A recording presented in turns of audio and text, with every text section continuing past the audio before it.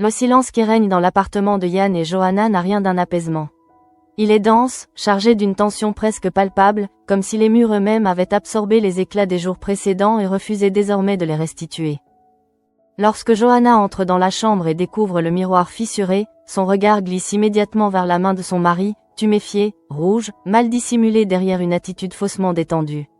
Yann esquisse un sourire qui ne parvient pas à atteindre ses yeux et raconte qu'il a simplement glissé sur le tapis, heurté le miroir par maladresse, victime d'un accident banal qu'il tente de rendre crédible par la précision excessive de ses détails. Mais Johanna n'est pas dupe. Elle le connaît trop bien pour ignorer la crispation de sa mâchoire, la respiration irrégulière, la manière dont il évite son regard. Elle insiste, doucement d'abord, puis avec une fermeté qui trahit sa propre inquiétude. Yann se raidit. La question n'est plus seulement celle d'un miroir brisé, mais celle d'un homme au bord de la rupture. Lorsqu'elle lui demande ce qui se passe vraiment, il craque soudain, la voix chargée d'une agressivité qui ne lui ressemble plus. Il lui lance des mots durs, violents, disproportionnés, comme si la moindre interrogation devenait une attaque insupportable. Le choc est brutal. 2 secondes plus tard, la colère retombe comme un éclair qui aurait brûlé trop vite. Yann murmure un pardon précipité, presque mécanique, et détourne les yeux. Ce va-et-vient entre la rage et le regret laisse Johanna désemparée. Elle voit l'homme qu'elle aime s'effriter sous ses yeux, incapable de maintenir une version cohérente des faits, incapable surtout de contenir une agitation intérieure qui le dépasse. Elle ne pense plus à l'adoption, ni aux tensions passées. Une autre hypothèse, plus douloureuse, commence à germer dans son esprit. Et s'il y avait une autre femme? Pendant ce temps, au commissariat de Montpellier, Élise ne parvient pas à se défaire d'un pressentiment tenace. Depuis plusieurs jours, elle assemble mentalement des fragments épars, un bracelet artisanal, un détail qui semblait anodin, une réaction étrange de Yann lors d'une conversation précédente. Elle ne dispose pas encore d'une preuve, seulement d'une intuition construite sur des incohérences répétées. Elle se souvient de la manière dont il s'est focalisé avec une insistance presque obsessionnelle sur la recherche de l'amant de Lucie, comme si cette quête le concernait personnellement. Lorsqu'elle le croise au travail, elle remarque immédiatement la blessure à sa main. Elle tente une remarque légère, presque ironique, pour jauger sa réaction. Yann ne répond pas vraiment. Son regard se ferme, son ton se durcit. À la question plus directe sur sa blessure, il réagit avec une agressivité défensive, retournant l'accusation contre elle, lui reprochant de s'acharner sur les patients plutôt que de progresser réellement dans l'enquête. Cette brusquerie confirme ce qu'Élise ressent depuis des jours, quelque chose ne tourne pas rond. Elle ne l'accuse pas encore, elle observe, elle note, elle enregistre la tension dans sa voix, la manière dont il s'emporte pour un simple commentaire. Lorsqu'il lui demande ce qu'elle insinue, elle répond d'un ton neutre, presque détaché, qu'elle n'insinue rien. Mais dans son esprit, la piste se précise. L'homme qu'elle a en face d'elle n'est plus seulement un collègue nerveux. Il est peut-être la pièce manquante d'un puzzle qu'elle tente de résoudre depuis la mort de Lucie Lecoeur. À l'extérieur du commissariat, la vie suit pourtant son cours, indifférente aux drames intérieurs. À la colloque, l'heure est aux adieux. Élodie s'apprête à quitter Montpellier, laissant derrière elle une partie de son histoire, de ses échecs et de ses victoires. Ludo, ému, tente de masquer sa tristesse derrière une bienveillance pudique. Ils évoquent les combats menés ensemble, la sécheresse qui a failli les ruiner, les projets bricolés avec obstination pour sauver la ferme. Ces souvenirs deviennent soudain précieux, comme si le simple fait de les nommer permettait de leur donner une consistance durable. La coloc lui offre une boîte à meux, geste à la fois tendre et maladroit, symbole d'une amitié forgée dans les épreuves. Élise est présente, William aussi. L'émotion est contenue, mais palpable. William accompagne sa fille à la gare, conscient qu'il ne s'agit pas seulement d'un départ géographique, mais d'un passage vers une autre vie. Pauline, restée en retrait, s'effondre plus tard dans un coin de la grange, persuadée d'avoir tout gâché. Ludo tente de la consoler avec des mots simples, presque terre à terre, lui promettant qu'à force de fatigue, la douleur finira par s'estomper, ne serait-ce que pour une nuit. Mais même au cœur de ces adieux, l'ombre de l'enquête plane sur Élise. Elle profite d'un moment de calme pour poursuivre ses recherches sur les bijouteries artisanales de Montpellier. Le bracelet retrouvé n'est pas un objet banal. Il a été conçu avec soin, personnalisé, et cela signifie qu'il existe une trace, quelque part. Elle consulte des listes, passe des appels, recoupe des informations avec une patience méthodique. Chaque détail compte.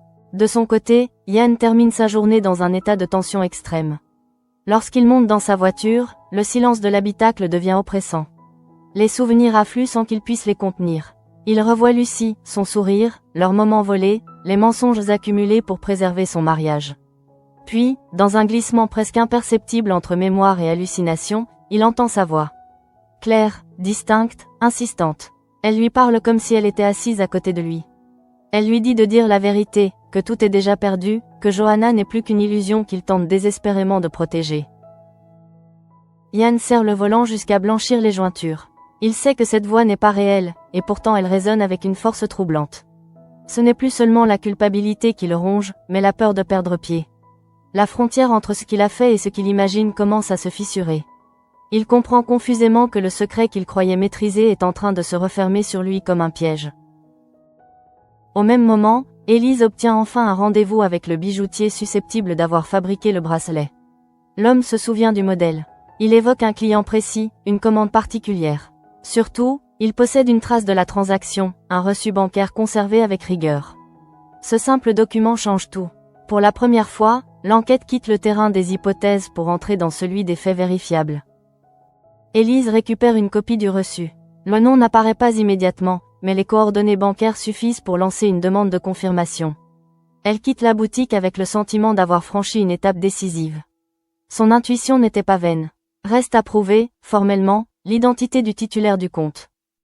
La nuit tombe sur Montpellier, enveloppant la ville d'une lumière douce qui contraste avec la tempête intérieure de certains de ses habitants. Johanna, seule dans son bureau, finit par céder aux larmes. Florent la retrouve dans cet état fragile.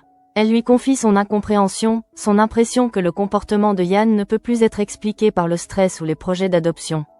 Elle prononce à voix basse l'hypothèse qu'elle redoutait de formuler, et s'il avait une maîtresse ? Florent écoute sans juger, mais son silence trahit une inquiétude réelle. Il sait que les secrets, dans cette ville, finissent toujours par éclater. Et parfois, le prix à payer dépasse de loin ce que l'on imaginait. Au commissariat, alors qu'Élise s'apprête à rentrer chez elle, son téléphone sonne. La banque rappelle suite à la transmission du reçu. La confirmation tombe, froide, implacable. Le compte utilisé pour l'achat du bracelet appartient à Yann Cross. Le nom résonne dans son esprit comme une évidence longtemps refusée. Elle reste immobile quelques secondes, le regard fixé sur le vide. Tout ça semble désormais, l'obsession de Yann pour l'amant de Lucie, son agressivité, ses incohérences, sa détresse croissante. Il n'était pas un simple observateur de l'affaire. Il en était un acteur central. Au lieu de quitter le commissariat, Élise fait demi-tour. Elle sait que la suite ne peut pas attendre. Pour accéder officiellement au relevé bancaire de Yann, elle devra demander une commission rogatoire. Mais avant cela, elle doit informer son supérieur. Elle frappe à la porte du bureau de Becker. Son visage est grave, déterminé. Lorsqu'elle entre, elle ne prend pas le temps de tourner autour du sujet. Elle annonce qu'elle a enfin un nom pour l'amant de Lucie Lecoeur. Le silence s'installe un instant, lourd de conséquences. Puis elle prononce les mots qui feront basculer l'enquête, il s'agit de Yann. Depuis le début, il leur ment. La vérité vient de changer de camp. Le bureau de Becker est plongé dans une lumière tamisée lorsque les mots d'Élise retombent dans l'air comme une déflagration silencieuse. Elle ne hausse pas la voix, ne dramatise rien. Elle se contente d'énoncer les faits, avec cette précision méthodique qui la caractérise lorsqu'elle est sûre d'elle. Le reçu bancaire correspond au compte de Yann Cross. Le bracelet offert à Lucie n'est plus une hypothèse vague, mais une transaction enregistrée, datée, vérifiable. Ce n'est pas une intuition, c'est une trace. Becker l'observe longuement, cherchant dans son regard la moindre hésitation. Il connaît Yann depuis des années. Il connaît aussi Élise, sa rigueur, son obstination, son refus des conclusions hâtives. Si elle est venue le voir à cette heure tardive, ce n'est pas pour partager un soupçon fragile. C'est parce qu'elle est certaine d'avoir franchi un seuil. Pourtant, l'idée qu'un homme de son équipe ait menti depuis le début de l'enquête est difficile à accepter. Élise détaille le cheminement de sa réflexion, reprenant chaque étape avec précision. L'obsession de Yann pour l'amant de Lucie, ses réactions disproportionnées, la manière dont il détournait subtilement certaines pistes, la nervosité visible lorsqu'elle évoquait le bracelet. Elle ne cherche pas à l'accabler moralement. Elle s'en tient aux faits. Elle ajoute que la banque a confirmé l'identité du titulaire du compte, mais que pour accéder au relevé complet et aux mouvements associés, une commission rogatoire sera indispensable. Becker reste silencieux quelques secondes. Il mesure la gravité de ce qu'elle implique. Accuser un collègue, ce n'est pas seulement bouleverser une enquête, c'est fissurer la confiance au sein de l'équipe. Mais il sait aussi que l'intégrité d'une enquête repose sur la vérité, même lorsqu'elle dérange. Il finit par acquiescer, la voix basse mais ferme. Ils iront au bout. Pendant ce temps, Yann rentre chez lui dans un état d'épuisement nerveux avancé. La ville défile derrière le pare-brise comme un décor flou, presque irréel. Il repense à la voix qu'il a entendue dans sa voiture. Il tente de rationaliser, de se convaincre qu'il s'agissait d'un simple effet de fatigue, d'un écho de sa culpabilité. Mais plus il cherche à s'en persuader, plus la sensation d'être observé, jugé, s'intensifie. Lucie semble encore présente, non plus comme un souvenir doux, mais comme une conscience implacable. Lorsqu'il pousse la porte de l'appartement, Johanna l'attend. Elle n'élève pas la voix. Elle ne l'accuse pas. Son silence est plus redoutable que n'importe quel reproche. Elle le regarde avec une attention inquiète, comme si elle tentait de déchiffrer un visage devenu étranger. Yann perçoit cette distance nouvelle, cette méfiance qu'il redoutait plus que tout. Il tente une conversation banale, évoque sa journée, mais ses phrases sonnent creux, mécaniques. Johanna finit par lui demander, calmement, s'il y a quelque chose qu'il ne lui dit pas. La question n'est plus agressive, elle est douloureuse. Elle ne parle pas encore d'adultère, mais l'idée flotte entre eux, invisible et pesante. Yann sent son cœur s'accélérer. Il pourrait tout arrêter là, tout avouer, mettre fin à la spirale. Mais la peur l'en empêche. Il nie, avec une assurance forcée qui trahit davantage qu'elle ne rassure. Dans la coloc, la soirée est marquée par un vide inhabituel. La chambre d'Élodie est déjà partiellement vidée de ses affaires. Ludo passe devant la porte entrouverte et s'arrête un instant. Le départ laisse derrière lui une impression d'inachevé, comme si un chapitre s'était clos sans véritable conclusion. Pauline, encore secouée par les adieux, évite les regards. Elle se reproche des mots, des décisions, persuadée d'avoir contribué à cette séparation. Ludo tente d'alléger l'atmosphère avec des phrases simples, presque pragmatiques. Il rappelle que les chemins se séparent parfois pour mieux se retrouver.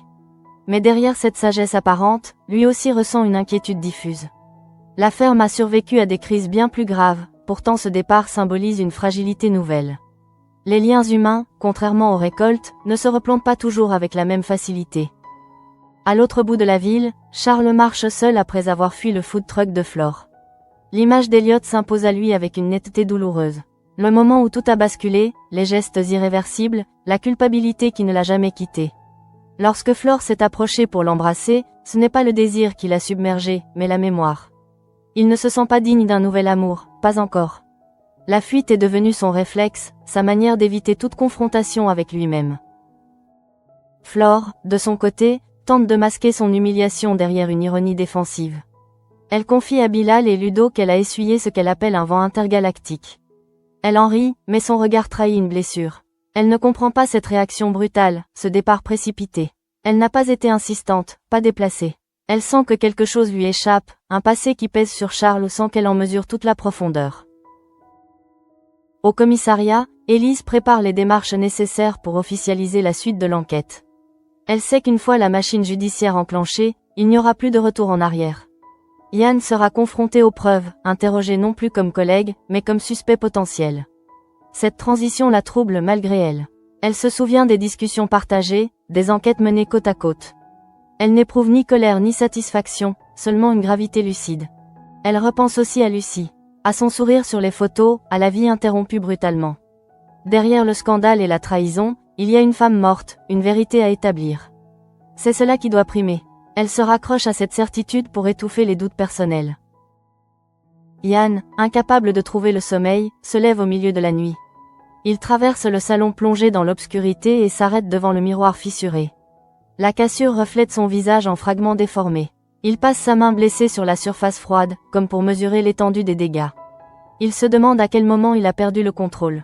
Était-ce lorsqu'il a commencé à mentir?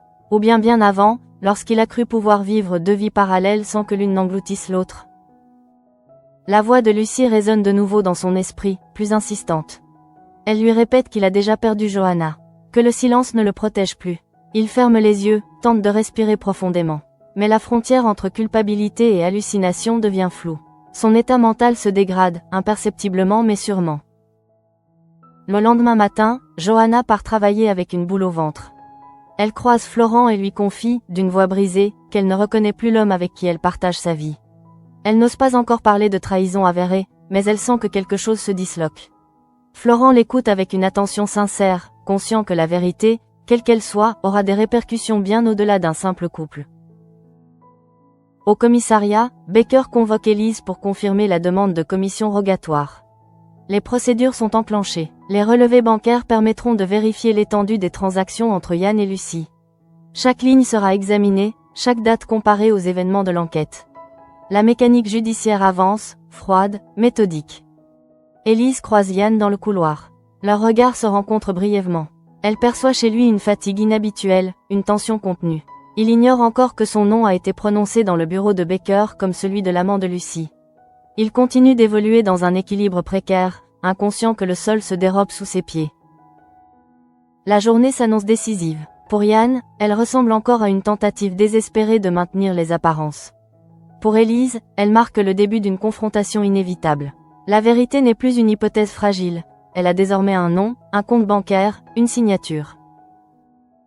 Et quelque part, au cœur de cette tempête silencieuse, une question demeure. Lorsque la vérité éclatera, restera-t-il quelque chose à sauver? Le lendemain s'installe à Montpellier avec une normalité trompeuse. Le soleil éclaire les façades, les cafés se remplissent, les conversations reprennent leur rythme habituel. Pourtant, dans l'ombre de cette routine, une mécanique implacable s'est mise en marche. Au commissariat, les premières démarches liées à la commission rogatoire avancent plus vite que prévu. Baker ne veut laisser aucune place au doute. Il a relu le rapport d'Élise plusieurs fois dans la nuit, pesant chaque mot, chaque détail. L'idée que Yann ait pu mentir à l'équipe depuis le début le hante, mais il sait qu'il ne peut plus reculer. Élise, elle, s'efforce de maintenir une apparence de calme. Elle classe des dossiers, répond à des appels, échange quelques banalités avec ses collègues. Mais son esprit reste concentré sur une seule chose, la confrontation à venir. Elle sait que les relevés bancaires confirmeront ce qu'elle pressent déjà. Elle redoute moins la vérité que la manière dont elle va éclater. Yann n'est pas un suspect ordinaire. C'est un collègue, un homme intégré à l'équipe, un visage familier dans les couloirs du commissariat. Yann arrive justement au travail avec un léger retard. Il a mal dormi, ses traits sont tirés, ses gestes plus brusques que d'habitude. Il tente de se fondre dans la routine, de se convaincre que tout tient encore debout. Lorsqu'il s'installe à son bureau, il sent pourtant des regards se poser sur lui. Peut-être est-ce une illusion, peut-être pas. Il ne peut s'empêcher d'interpréter chaque silence comme une suspicion, chaque échange chuchoté comme une accusation. Élise l'observe de loin. Elle note son agitation, la manière dont il consulte compulsivement son téléphone, comme s'il attendait un message qui ne viendra jamais. Elle se souvient de ses excuses de la veille, invoquant des tensions personnelles. À l'époque, elle avait accepté ce prétexte en apparence. Aujourd'hui, elle le relie autrement. Les tensions ne sont pas simplement conjugales. Elles sont le reflet d'un secret qui s'effrite. Dans le même temps, Johanna s'installe dans son cabinet avec une concentration fragile. Elle relit un dossier sans parvenir à en saisir le sens. Les mots défilent sans s'ancrer. Son esprit revient sans cesse à la scène de la veille, à l'explosion de Yann, à ses excuses précipitées. Elle se demande si elle a manqué des signes, si elle a fermé les yeux trop longtemps. L'idée qu'il puisse avoir une maîtresse ne la quitte plus.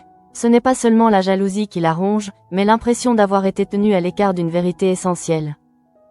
Florent passe la voir dans la matinée. Il tente de l'encourager, de relativiser, mais il sent bien que la faille est profonde. Johanna lui confie qu'elle a parfois l'impression de vivre avec un étranger. Elle parle de cette distance nouvelle, de ces silences lourds qui s'installent à table.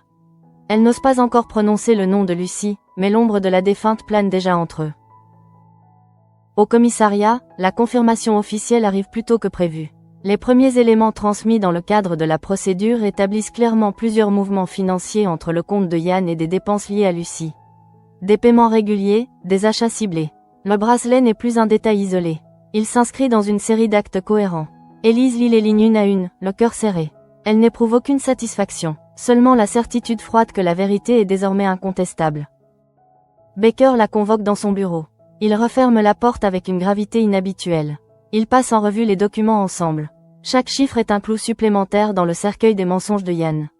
Baker finit par soupirer, conscient que la prochaine étape sera décisive. Il faudra l'interroger, officiellement. Yann, de son côté, sent la pression monter sans pouvoir en identifier la source exacte. Il croise Baker dans le couloir et perçoit dans son regard une distance nouvelle.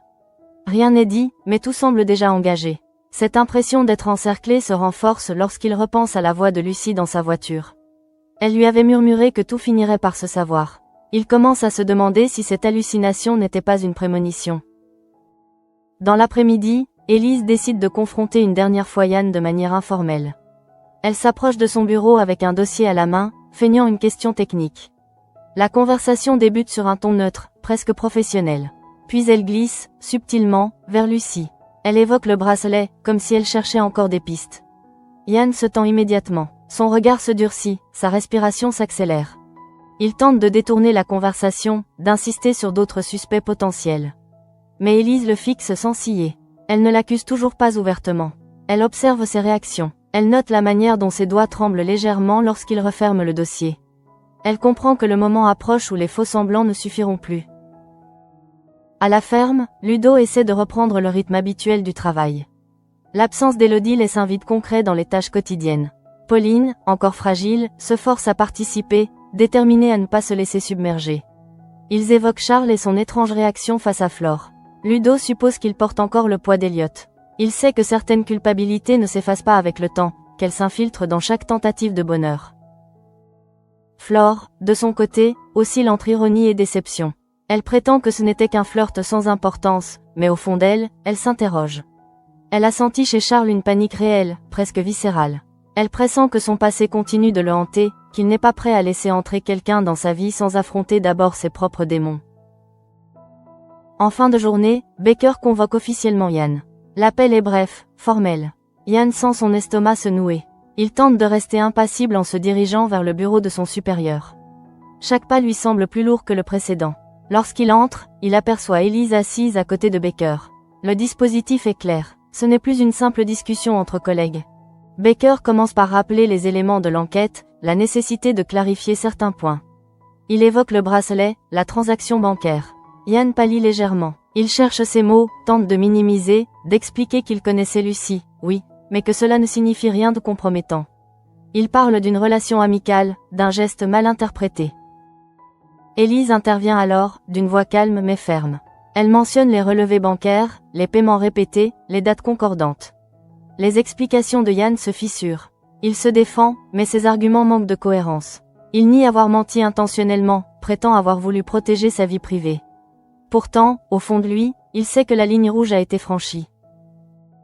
Dans son esprit, la voix de Lucie résonne de nouveau, plus insistante. Elle lui rappelle qu'il a déjà perdu Johanna, qu'il a déjà perdu la confiance de ses collègues. Il ferme les yeux un instant, comme pour chasser cette présence imaginaire. Mais lorsqu'il les rouvre, il ne voit plus des collègues, seulement des enquêteurs. À cet instant précis, Yann comprend que le piège s'est refermé. Non pas parce qu'Élise l'a trahi, mais parce qu'il s'est trahi lui-même en accumulant les mensonges. La vérité, qu'il croyait pouvoir contenir, s'est imposée d'elle-même. À l'extérieur du bureau, la vie continue. Mais à l'intérieur, quelque chose vient de basculer définitivement. Le silence qui suit les premières explications de Yann dans le bureau de Baker est plus violent que n'importe quelle accusation. L'air semble s'être épaissi, chargé d'une tension sourde qui rend chaque respiration plus difficile. Yann tente encore de se maintenir debout derrière un discours fragile, affirmant qu'il n'a rien fait d'illégal, qu'il a simplement omis de mentionner une relation personnelle qui ne regardait que lui. Il parle de vie privée, de droit au silence, de maladresse. Mais ces mots sonnent comme des paravents mal ajustés face à une tempête déjà trop avancée. Baker l'écoute sans l'interrompre, les mains jointes sur son bureau. Son regard n'est ni accusateur ni compatissant. Il est froid, professionnel. Il rappelle que dans une enquête de cette ampleur, toute omission devient significative. Que cacher un lien intime avec la victime ne relève pas d'un détail anodin, mais d'un mensonge par omission. Et ce mensonge a influencé la direction des investigations. Élise, assise légèrement en retrait, observe Yann avec une attention douloureuse. Elle ne cherche pas à l'humilier. Elle ne triomphe pas, elle ressent simplement le poids de ce moment. Elle se souvient des échanges passés, des analyses partagées, des hypothèses construites ensemble. Tout cela est désormais contaminé par la révélation de cette relation secrète. Elle mesure aussi l'état dans lequel il se trouve. Son regard est fuyant, son front perlé de sueur malgré la fraîcheur de la pièce. Lorsque Baker mentionne officiellement la nécessité d'entendre Yann en tant que personne liée directement à la victime, le mot « audition » prend une dimension lourde de conséquences. Ce n'est pas une arrestation. Pas encore, mais ce n'est plus une simple conversation entre collègues. Yann comprend qu'il a franchi un seuil irréversible. Il tente une dernière défense. Il affirme que sa relation avec Lucie était terminée depuis un moment. Que cela n'a aucun rapport avec sa mort. Qu'il n'a jamais voulu interférer avec l'enquête. Pourtant, ces phrases se heurtent à la réalité des relevés bancaires.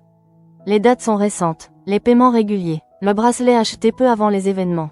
Les faits ne laissent que peu d'espace à l'interprétation. Dans son esprit, la voix de Lucie s'impose encore. Elle ne le supplie plus. Elle ne le console pas. Elle l'accuse. Elle lui répète qu'il aurait dû parler plus tôt. Qu'en voulant tout protéger, il a tout détruit. Yann serre les dents, lutte pour garder le contrôle. Il refuse de montrer sa fragilité devant Baker et Elise. Mais il sent la fissure s'élargir. Au même moment, Johanna reçoit un appel inattendu. Le ton est formel. On lui demande si elle peut passer au commissariat dans la journée. Aucun détail supplémentaire. Son cœur se serre immédiatement. Elle comprend instinctivement que cela concerne Yann. Elle raccroche, reste immobile quelques secondes, puis ferme son cabinet plus tôt que prévu. Sur le chemin, les souvenirs affluents. Les premiers jours avec Yann, leur complicité, leur projet d'adoption. Elle repense aussi aux changements récents, au silence, aux éclats de colère. Une intuition douloureuse prend forme, et si ses craintes étaient fondées depuis le début? Elle redoute moins l'infidélité que le mensonge. Le fait d'avoir été maintenue à l'écart d'une vérité essentielle. À la ferme, la tension ambiante semble lointaine, presque irréelle. Pourtant, même là-bas, les conversations finissent par glisser vers l'enquête en cours. Montpellier est une ville où rien ne reste longtemps secret. Ludo évoque vaguement les rumeurs qui circulent autour du commissariat. Pauline, encore fragile, écoute sans commenter. Elle sent que quelque chose de grave est en train de se jouer, même si elle n'en connaît pas les détails. Flore, quant à elle, repense à Charles et à sa fuite soudaine. Elle commence à comprendre que certaines blessures ne se referment pas avec le temps. Elle se dit que peut-être, derrière l'enquête et les scandales, chacun porte sa part d'ombre. Elle ne sait pas encore à quel point cette réflexion est juste.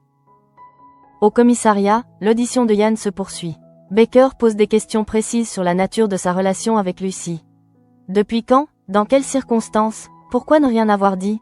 Yann répond par fragments, cherchant à minimiser l'intensité de leur liaison. Il parle d'un égarement, d'une faiblesse passagère. Mais lorsqu'Élise évoque les échanges financiers répétés, son discours se trouble. Il admet finalement avoir aidé Lucie financièrement. Il prétend qu'elle traversait une période difficile. Qu'il a voulu l'aider discrètement. Qu'il n'y avait rien de plus. Pourtant, au fond de lui, il sait que cette version ne tient qu'à moitié. Ce n'était pas qu'un soutien.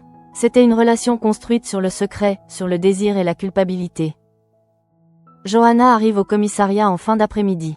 Lorsqu'elle croise Élise dans le couloir, leurs regards se rencontrent brièvement. Il y a dans celui d'Élise une gravité qui suffit à confirmer ses pires craintes. Baker la reçoit à son tour. Il ne lui révèle pas immédiatement tous les détails, mais il lui confirme que Yann entretenait une relation avec Lucie. Le monde de Johanna bascule en silence.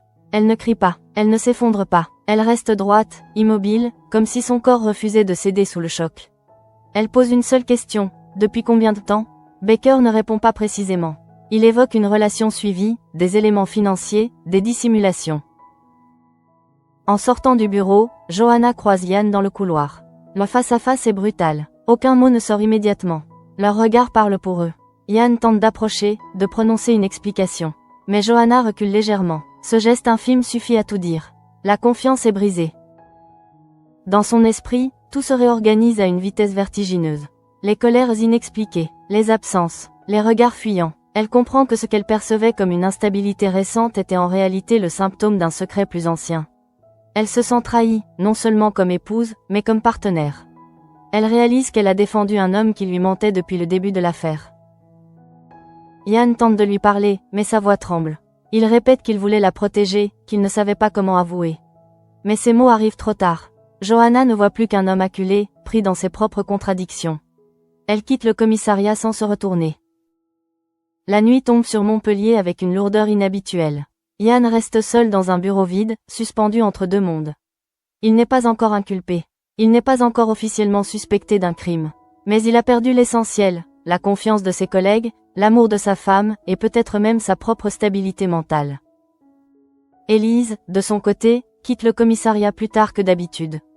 Elle marche lentement vers sa voiture, consciente que l'enquête vient de franchir un point de non-retour. Elle ne ressent ni triomphe ni soulagement. Seulement la certitude que la vérité, lorsqu'elle éclate, ne laisse personne indemne. Et au cœur de cette nuit silencieuse, une question persiste. La relation de Yann avec Lucie n'était-elle qu'une trahison conjugale, ou le début d'une vérité encore plus sombre? La nuit n'a apporté aucun apaisement. À l'aube, Montpellier s'éveille dans une lumière pâle, presque indifférente aux secousses intimes qui ont bouleversé plusieurs vies la veille. Yann, lui, n'a pas fermé l'œil. Il est resté assis dans le salon, les mains jointes, le regard perdu sur la fissure du miroir qu'il a brisé quelques jours plus tôt. Cette fissure lui apparaît désormais comme une métaphore cruelle de son existence, une ligne nette, irréversible, qui sépare l'avant de l'après. Johanna n'est pas rentrée. Elle a passé la nuit ailleurs, incapable de supporter la proximité d'un homme dont elle découvre soudain l'ampleur des mensonges. Cette absence est plus douloureuse pour Yann que n'importe quelle convocation officielle. Il comprend que la procédure judiciaire n'est peut-être pas ce qu'il redoute le plus. Ce qu'il craint réellement, c'est le silence de celle qu'il aime. Au commissariat, l'atmosphère est lourde. Les regards ont changé. Les conversations s'interrompent lorsque Yann traverse le couloir. Personne ne l'accuse ouvertement, mais chacun a compris qu'il ne s'agit plus d'une simple rumeur. Baker a transmis les éléments nécessaires au parquet. La machine judiciaire avance désormais selon un calendrier qui échappe à Yann.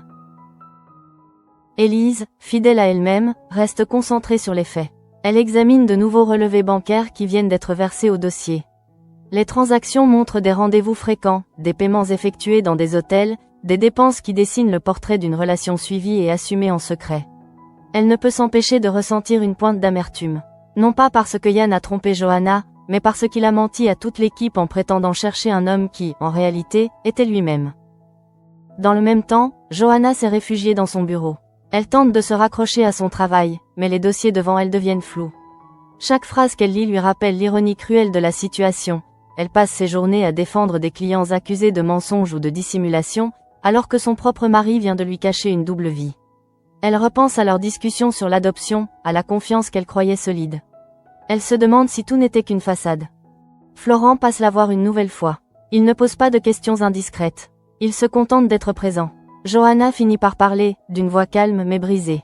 Elle explique qu'elle aurait pu pardonner une erreur, un égarement. Mais pas un mensonge répété, organisé, maintenu alors même qu'une enquête était en cours. Elle réalise qu'elle ne sait plus qui est Yann. Au commissariat, Baker convoque à nouveau Yann pour clarifier certains points. Cette fois, le ton n'est plus ferme. Il ne s'agit plus seulement d'établir la nature de la relation, mais de comprendre si cette liaison a pu influencer les circonstances entourant la mort de Lucie. Yann se défend avec une énergie désespérée. Il affirme qu'il n'a rien à voir avec le drame. Qu'il aimait Lucie, certes, mais qu'il ne lui aurait jamais fait de mal. Ces mots, « je l'aimais », résonnent étrangement dans la pièce. Ils ne sont ni totalement convaincants ni totalement faux. Yann semble lui-même surpris de les prononcer à voix haute. Il réalise qu'en voulant minimiser la relation, il l'a rendue suspecte. En cherchant à la cacher, il l'a rendue centrale. Élise intervient pour rappeler un détail crucial. L'obsession de Yann a orienté l'enquête vers un amant mystérieux. Elle ne l'accuse pas frontalement, mais souligne la coïncidence troublante entre ses réactions et les découvertes récentes. Yann se crispe. Il explique qu'il voulait détourner les soupçons de lui-même, qu'il paniquait à l'idée que Johanna apprenne la vérité. Il reconnaît avoir menti, mais nie toute implication criminelle. Pendant ce temps, à la ferme, Ludo tente de maintenir un semblant de normalité. Pauline travaille en silence, plus concentrée que d'habitude. Elle semble vouloir s'épuiser pour ne pas penser. Le départ d'Élodie a laissé une brèche, et les rumeurs venant de la ville n'arrangent rien. Charles, de son côté, s'isole davantage. La révélation concernant Yann le perturbe plus qu'il ne l'admettrait. Il voit dans cette chute publique le reflet possible de ses propres fautes. Il comprend que les secrets finissent toujours par refaire surface. Flore, informée des derniers développements, reste songeuse. Elle pense à Johanna, à la violence d'une telle trahison.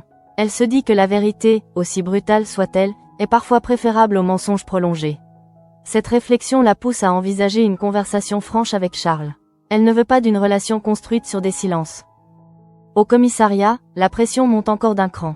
Le parquet demande des vérifications supplémentaires sur les déplacements de Yann aux dates clés de l'enquête. Les caméras de surveillance, les relevés téléphoniques, tout est passé au crible. Yann sent l'étau se resserrer. Il répète qu'il n'a rien à se reprocher concernant la mort de Lucie, mais son état mental se fragilise à mesure que les preuves de sa liaison s'accumulent. Dans un moment d'égarement, seul dans un bureau vide, il croit de nouveau entendre la voix de Lucie. Cette fois, elle ne l'accuse pas. Elle semble presque compatissante. Elle lui demande pourquoi il n'a pas eu le courage de dire la vérité plus tôt. Il se prend la tête entre les mains, conscient que ses hallucinations sont le signe d'un effondrement intérieur. Johanna, après une longue journée, finit par rentrer à l'appartement pour récupérer quelques affaires. Elle tombe nez à nez avec Yann. Le face-à-face est plus calme que la veille. Elle lui demande simplement « Pourquoi ?» Pas pourquoi l'infidélité, mais pourquoi le mensonge.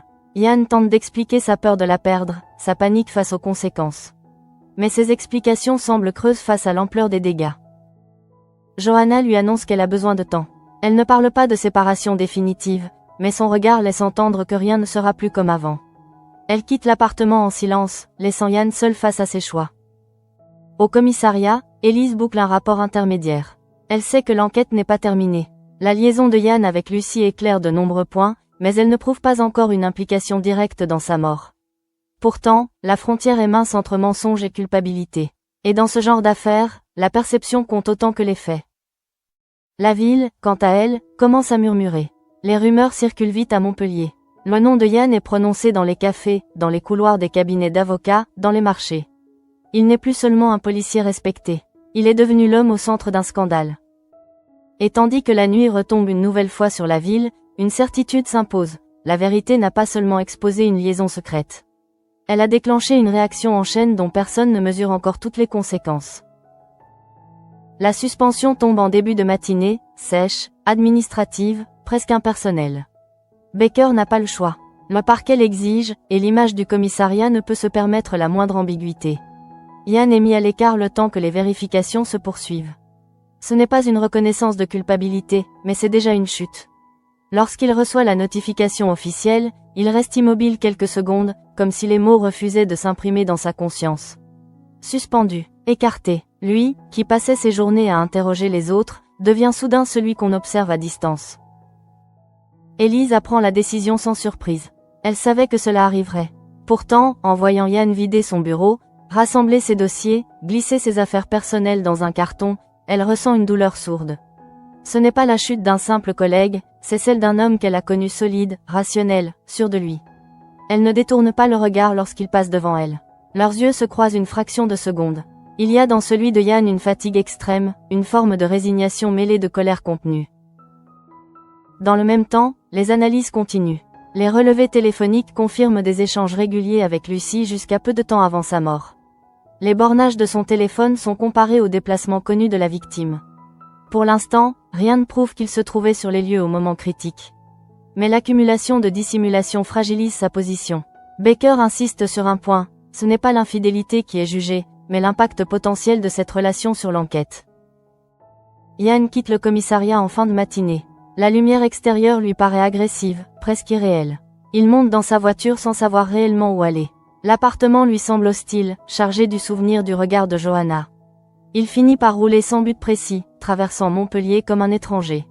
Chaque rue lui rappelle une intervention, une mission passée, une certitude professionnelle aujourd'hui ébranlée. La voix de Lucie revient, plus douce cette fois, presque mélancolique. Elle lui demande s'il aurait fait les choses différemment s'il avait su. Il secoue la tête, tente de chasser cette présence imaginaire. Il comprend que son esprit cherche une issue, un dialogue intérieur pour supporter l'effondrement. Il ne distingue plus clairement la culpabilité réelle de la culpabilité fantasmée. Johanna, de son côté, apprend la suspension par un appel discret. Elle s'attendait à une conséquence, mais la confirmation la frappe malgré tout. Elle réalise que l'affaire dépasse désormais leur intimité. Ce n'est plus seulement leur couple qui est touché, mais la réputation, la carrière, l'image publique. Elle ressent une étrange dualité, une part d'elle souffre pour Yann, l'homme qu'elle a aimé. Une autre part se durcit, refusant d'oublier la trahison.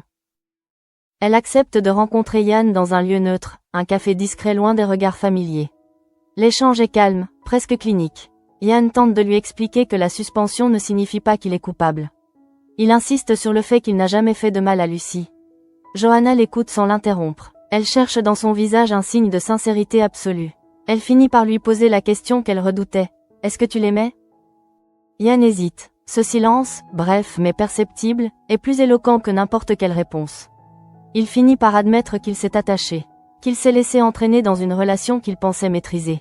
Johanna ferme les yeux un instant. Elle comprend que la blessure ne vient pas seulement du mensonge, mais du partage d'un sentiment qu'elle croyait exclusif. Au commissariat, Élise continue d'avancer. Elle interroge à nouveau le bijoutier pour préciser les circonstances de la commande du bracelet. Elle cherche à établir si Yann semblait nerveux, pressé, inquiet. Le bijoutier se souvient d'un homme discret, poli, sans signe particulier. Rien qui évoque un comportement suspect. Cette neutralité trouble Élise. Elle se demande si Yann est simplement un homme infidèle pris au piège, ou s'il existe encore une zone d'ombre plus inquiétante. À la ferme, la nouvelle de la suspension finit par arriver. Ludo réagit avec surprise. Il n'aurait jamais imaginé Yann impliqué dans un scandale de cette ampleur. Pauline, plus silencieuse, murmure que les apparences sont parfois trompeuses. Charles écoute sans commenter. Il ressent une angoisse sourde. Il sait que les erreurs du passé finissent toujours par rattraper ceux qui les fuient. Flore, elle, pense à Johanna.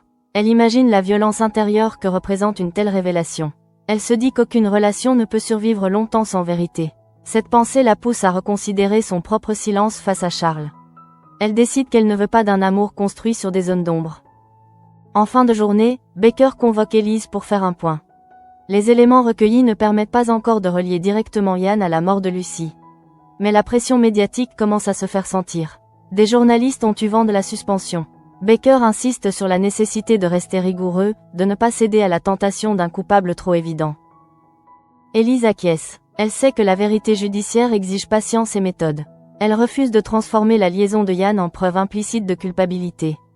Pourtant, elle ne peut ignorer que l'homme qu'elle a connu semble désormais fragile, instable. Ces hallucinations, si elles venaient à être révélées, pourraient compliquer encore davantage sa situation. Le soir tombe une nouvelle fois sur Montpellier. Ian, seul dans son appartement, contemple les cartons posés près de la porte. Il réalise que sa vie professionnelle est suspendue, que son couple est brisé, et que son nom circule désormais dans les rumeurs de la ville. Il se demande s'il aurait dû tout avouer dès le premier jour. S'il aurait pu éviter cet engrenage. Dans le silence de la pièce, la voix de Lucy ne revient pas. Ce calme soudain est presque plus inquiétant que les murmures précédents. Ian comprend que l'étape suivante ne dépend plus de lui. L'enquête continue, implacable. Et pour la première fois, il craint non seulement ce qu'on pourrait découvrir, mais aussi ce qu'il pourrait découvrir sur lui-même. L'air semble plus lourd que d'ordinaire à Montpellier, comme si la ville retenait son souffle dans l'attente d'un dénouement encore incertain. Au commissariat, l'enquête poursuit son cours avec une rigueur froide qui contraste violemment avec l'effondrement intime de Ian. Chaque relevé, chaque borne téléphonique, chaque témoignage est passé au crible avec une précision chirurgicale. Baker refuse toute précipitation. Il veut des faits, pas des impressions. Elise, fidèle à sa ligne de conduite, s'en tient aux éléments objectifs. Elle refuse de céder à l'émotion ou à la colère. Pourtant, au fond d'elle, quelque chose s'est fissuré. Elle se souvient des conversations partagées avec Ian, des stratégies élaborées ensemble pour résoudre des affaires complexes. Elle mesure à quel point la confiance est un matériau fragile. Une fois brisée, elle ne se répare jamais totalement. Les analyses complémentaires confirment que Ian a menti sur la nature de sa relation avec Lucy. Elles confirment également qu'il a tenté, consciemment ou non, d'orienter l'enquête loin de lui.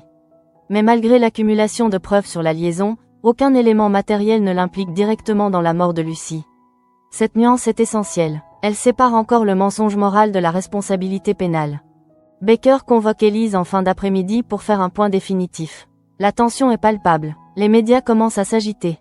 Le nom de Ian circule, associé au mot « scandale ». Baker insiste sur un point. Tant qu'aucune preuve formelle ne le relie au crime, il reste présumé innocent. Mais la procédure disciplinaire, elle, suivra son cours. La confiance interne est atteinte. Pendant ce temps, Ian erre dans son appartement comme un homme qui ne reconnaît plus son propre espace. Le silence est devenu son seul compagnon. Johanna ne répond plus à ses messages. Il relit leurs anciens échanges, comme pour retrouver une trace d'un bonheur simple qu'il a lui-même mis en péril. Il comprend enfin que ce n'est pas seulement son infidélité qui a détruit son couple, mais le mensonge répété, organisé, assumé jusqu'à l'absurde. La voix de Lucy ne revient plus. Ce vide soudain est plus terrifiant que les hallucinations précédentes. Il se retrouve face à lui-même, sans échappatoire. Il se demande si, au fond, il n'a pas cherché cette chute, s'il n'a pas laissé la situation lui échapper par peur d'affronter la vérité. Johanna, quant à elle, prend une décision difficile. Elle demande un temps de séparation. Pas une rupture définitive, mais une distance nécessaire pour réfléchir. Elle ne peut pas continuer à vivre dans un espace où chaque objet lui rappelle la trahison. Elle explique à Ian, d'une voix ferme mais sans haine, qu'elle a besoin de reconstruire sa propre stabilité avant d'envisager quoi que ce soit. Cette annonce agit sur Ian comme une sentence silencieuse. Il ne proteste pas, il ne supplie pas, il comprend que ce qu'il a perdu ne se récupère pas avec des excuses. Il réalise aussi que l'enquête n'est peut-être pas ce qui le terrifie le plus. Ce qui l'effraie réellement, c'est la perspective de se retrouver seul avec ses choix. À la ferme, la vie continue malgré tout. Ludo et Pauline tentent de redonner un rythme à leur journée. Charles observe de loin les conséquences de la chute de Ian. Il comprend que le poids du secret peut écraser n'importe qui. Cette prise de conscience le pousse à envisager, peut-être pour la première fois, de parler franchement avec Flore. Il sent que le silence est un poison lent. Flore, de son côté, perçoit les fissures invisibles qui traversent les relations autour d'elle. Elle comprend que la vérité, aussi douloureuse soit-elle, reste le seul terrain solide sur lequel construire quelque chose. Elle refuse désormais les demi-mesures. Au commissariat, Élise finalise son rapport. Elle y détaille la découverte du bracelet, le reçu bancaire, la confirmation du compte, la confrontation avec Baker. Elle n'ajoute rien, ne dramatise rien. Elle écrit les faits, simplement. Mais au moment de signer, elle marque une pause. Elle sait que ce document restera comme la preuve que c'est elle qui a identifié Yann comme l'amant de Lucie. Elle n'éprouve ni fierté ni remords. Seulement la conscience d'avoir fait son travail. En fin de journée, Baker informe officiellement Yann que, faute de preuves directes le reliant au crime, aucune mise en examen n'est prononcée à ce stade. Mais l'enquête reste ouverte, et sa suspension est maintenue. Yann accueille cette décision sans soulagement réel. Être innocent juridiquement ne répare pas ce qui est brisé ailleurs. Montpellier retrouve peu à peu son agitation habituelle. Les cafés se remplissent, les conversations changent de sujet. Mais pour ceux qui ont été au cœur de cette tempête, rien ne sera plus tout à fait comme avant. Élise rentre chez elle tard, traverse la ville en silence. Elle repense au moment précis où la banque a confirmé le nom sur le reçu bancaire. À l'instant où elle a compris que la pièce manquante du puzzle était Yann. Ce moment restera gravé en elle comme une bascule irréversible. Yann, seul dans son salon, regarde une dernière fois son téléphone.